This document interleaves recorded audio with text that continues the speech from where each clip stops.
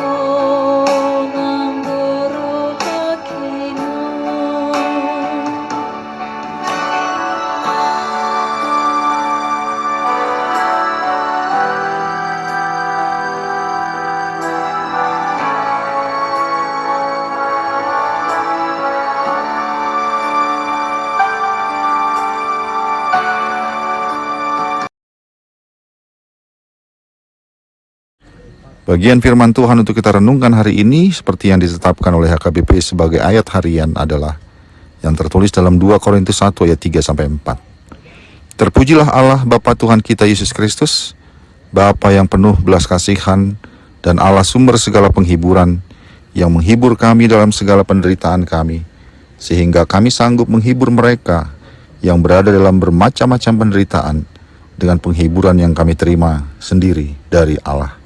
Demikianlah firman Tuhan. Sekali lagi saya membuka renungan ini dengan pernyataan tentang apa yang kita jumpai pada diri orang-orang pada umumnya, yaitu pada saat mengalami penderitaan. Umumnya orang, bahkan mungkin juga kita, akan banyak mengeluh, murung, dan bahkan marah-marah. Namun tidak demikian dengan yang terjadi pada Rasul Paulus. Ayat renungan kita hari ini dimulai dengan perkataan, terpujilah Allah Bapa Tuhan kita Yesus Kristus. Itu adalah perkataan Rasul Paulus dalam suratnya kepada jemaat di Korintus. Menarik bahwa pada saat itu Paulus tidak dalam keadaan yang baik-baik saja atau nyaman. Kalau kita baca di ayat 8 dan 9, kita dapat ketahui bahwa saat itu Paulus dalam kondisi yang sangat menderita. Bahkan oleh karena penderitaan tersebut, ia merasa seolah-olah dijatuhi hukuman mati. Sungguh luar biasa sikap iman Rasul Paulus. Bukan hanya dalam kondisi yang nyaman dan senang ia memuji Tuhan, Dalam kondisi yang begitu menderita pun ia tetap memuji Allah. Demikianlah sesungguhnya yang terjadi atau yang menjadi bagian dari iman kita pengikut Kristus. Memuji Allah dilakukan tidak menunggu dulu datangnya situasi yang membaik, bahkan dalam kondisi yang tidak baik sekalipun, bahkan jauh dari kata baik, kita harus memuji Allah, karena sesungguhnya Allah memang patut untuk dipuji. Pujian Rasul Paulus kepada Allah bukan karena ia telah lepas dari penderitaan, namun karena dalam penderitaan yang dialaminya, ia menerima penghiburan dari Allah, yaitu topangan untuk menerima dan bertahan dalam penderitaan itu. Itulah sebabnya ia berkata, Bapa yang penuh belas kasihan dan Allah sumber segala penghiburan, yang menghibur kami dalam segala penderitaan kami. Demikianlah Paulus menyatakan bahwa penderitaan, sehebat apapun itu, tidak akan dapat memisahkan relasi kita dengan Allah, yaitu relasi yang dipenuhi belas kasihan dari Sang Sumber penghiburan kepada kita umatnya.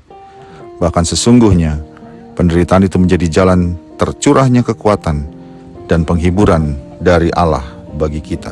Selanjutnya, 2 ayat firman Tuhan hari ini menegaskan kepada kita bahwa menjadi umat Allah bukan bertujuan untuk mendapat penghiburan dalam penderitaan, namun kita menerima penghiburan itu agar kita mampu memberi penghiburan Allah itu kepada mereka yang juga menderita.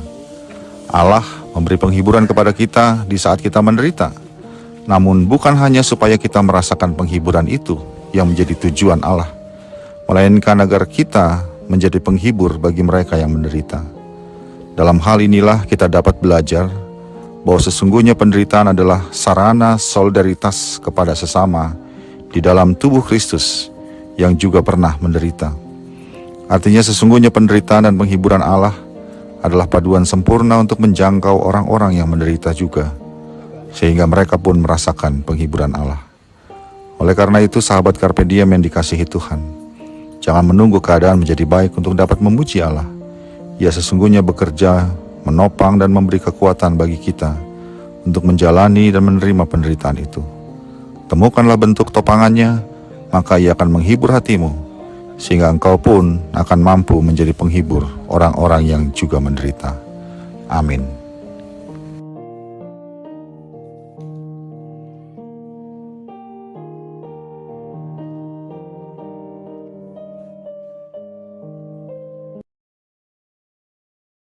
Marilah kita berdoa.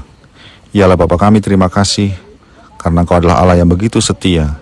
Dalam penderitaan yang kami alami, Engkau tidak meninggalkan kami, tapi Engkau menopang dan memberikan penghiburan bagi kami. Kiranya Engkau juga memampukan kami untuk menjadi penghibur bagi semua orang yang juga menderita, sehingga mereka merasakan penghiburan-Mu. Dalam Yesus Kristus kami berdoa. Amin. Kasih karunia dari Tuhan kita Yesus Kristus, anugerah dari Allah Bapa kita, dan persekutuan Roh Kudus menyertai engkau sekalian. Amin.